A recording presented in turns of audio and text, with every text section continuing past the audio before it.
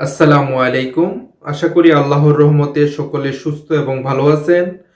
কুয়েতে যে সকল প্রবাসীরা অপেক্ষায় ছিলেন কুয়েতে আসার জন্য, লকডাউনের কারণে দীর্ঘদিন যাবৎ কুয়েতে প্রবেশ করতে পারেননি, তাদের জন্য অত্যন্ত সুখবর হচ্ছে কুয়েত সরকারের নির্দেশনা অনুযায়ী কুয়েতে যারা গৃহস্থালী কাজে ছিলেন অর্থাৎ খাদেম কামাই ছিলেন তাদেরকে কুয়েতে নিয়ে আসার জন্য কুয়েত সরকারের পক্ষ থেকে সম্পূর্ণ নির্দেশনা দেওয়া হয়েছে।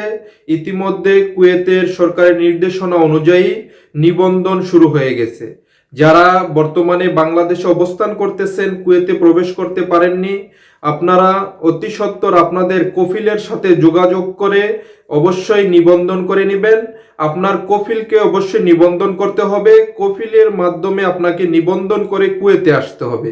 যারা বাংলাদেশ থেকে বর্তমানে কুয়েতে আসবেন, 20 নম্বর আকামাদারি যারা আছেন, আপনারা আপনার কফিলকে ফোন করে বলবেন যাতে করে অনলাইনে নিবন্ধনের মাধ্যমে 270 দিনার ফি প্রদান করে তারপরে আপনি আসতে পারবেন। কুয়েত সরকারের নির্দেশনা অনুযায়ী বাংলাদেশ থেকে আসার জন্য বিমানের খরচ অর্থাৎ টিকেটের খরচ নির্ধারণ করা হয়েছে 145 দিনার। ইন্ডিয়ান নাগরিকদের জন্য ফ্লাইটের খরচ নির্ধারণ করা হয়েছে 110 দিনার এবং ফিলিপাইনিদের জন্য নির্ধারণ করা হয়েছে 220 দিনার। এটা হচ্ছে শুধু টিকেটের মূল্য। এবং কুয়েত সরকারের নির্ধারিত কোয়ারেন্টাইন এবং যাবতীয় যে আপনাদের খাওয়া দাওয়া, কোয়ারেন্টাইনে থাকার সময়, তারপরে পিসিআর টেস্ট, এই সকল খরচ বাবদ 270 দিনার ফি নির্ধারণ করে দেওয়া হয়েছে।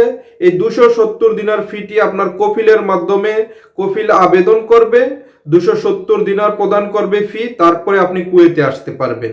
তাই যে সকল বাংলাদেশি প্রবাসীরা অনেক দীর্ঘ সময় আপনারা অপেক্ষায় রয়েছিলেন, বিভিন্ন টেনশনে ছিলেন কিভাবে কুয়েতে আসবেন, আপনাদের টেনশন মুক্ত করে দিয়েছে আল্লাহ রব্বুল আলামিন। কুয়েত সরকারের অনুমতিক্রমে আপনারা বর্তমানে কুয়েতে আসতে পারবেন। কুয়েতে আসার জন্য বর্তমানে নিবন্ধন চালু হয়েছে। নিবন্ধন কার্যক্রম চলতে থাকবে। প্রথম ফ্লাইটটি ইন্ডিয়া থেকে চলতি মাসের 14 তারিখে কুয়েতে প্রবেশ করবে। বাংলাদেশিরা যারা রয়েছেন আপনারা অবশ্যই কুয়েতে আসার জন্য কফিলের মাধ্যমে নিবন্ধনটি সম্পূর্ণ করে নেবেন।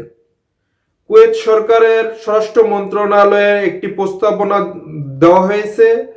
প্রস্তাবনাটি হচ্ছে বর্তমানে কুয়েতে ড্রাইভিং সংক্রান্ত যেই ট্রাফিক আইন লঙ্ঘনের কারণে যে ফাইনগুলো দিতে হয় অর্থাৎ জরিমানাগুলো দিতে হয়, এই সিস্টেমটি ব্যাংকিং সিস্টেম করার জন্য প্রস্তাবনা দেওয়া হয়েছে। যাকে এই দণ্ডটি বা জরিমানাটি প্রদান করা হবে, সেই জরিমানা প্রদানকারীর ব্যাংক অ্যাকাউন্ট থেকে যাতে সরাসরি এই টাকাগুলো কেটে নেওয়া যায় ব্যাংকিং সিস্টেমের মাধ্যমে, এই প্রস্তাবনাটি দেওয়া হয়েছে।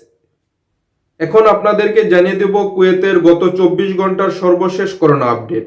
কুয়েতে নতুন করে গত 24 ঘন্টায় করোনা রোগী শনাক্ত করা হয়েছে 301 জন। কুয়েতে নিয়ে সর্বমোট করোনা রোগী শনাক্ত করা হয়েছে 1,44,900 জন। গত 24 ঘন্টায় কুয়েতে করোনাক্রান্ত হয়ে মৃত্যু হয়েছে 3 জনের। ইন্না লিল্লাহি ওয়া ইন্না ইলাইহি রাজিউন। কুয়েতে করোনাক্রান্ত হয়ে সর্বমোট মৃত্যু হয়েছে 900 জনের। কুয়েতে গত 24 ঘন্টায় করোনাক্রান্ত রোগীদের মধ্য থেকে সুস্থ হয়েছে 297 জন। কুয়েতে নিয়ে করোনাক্রান্ত রোগীদের মধ্য থেকে সর্বমোট সুস্থ হয়েছে 1,40,638 জন। কুয়েতে করোনাক্রান্ত রোগীদের মধ্য থেকে বর্তমানে সিরিয়াস রোগী রয়েছে 83 জন। কুয়েতে বর্তমানে অ্যাক্টিভ করোনা রোগী রয়েছে 3,362 জন। কুয়েতে বর্তমানে যে করোনা পরিস্থিতি রয়েছে, প্রতিদিনে আমরা দেখতে পাচ্ছি করোনা রোগীর যে সংখ্যাটা তা দিন দিন কমে আসছে। আমরাও দোয়া করি আল্লাহ পাক যেন করোনার যে সবল সে থেকে সবাইকে রক্ষা করে। যারা এতক্ষণ পর্যন্ত আমাদের এই ভিডিওটি দেখলেন, সকলকে আবারও সাইফ বাংলা টিভি চ্যানেলের পক্ষ থেকে আন্তরিক ধন্যবাদ। আপনারা সকলেই ভালো থাকবেন, সুস্থ থাকবেন। গুরুত্বপূর্ণ নিউজ আপডেটগুলো নিয়ে আপনাদের সামনে আবারও হাজির হব। আল্লাহ পাক সকলকে হেফাজত করুক, সুস্থ রাখুক। আল্লাহ হাফেজ।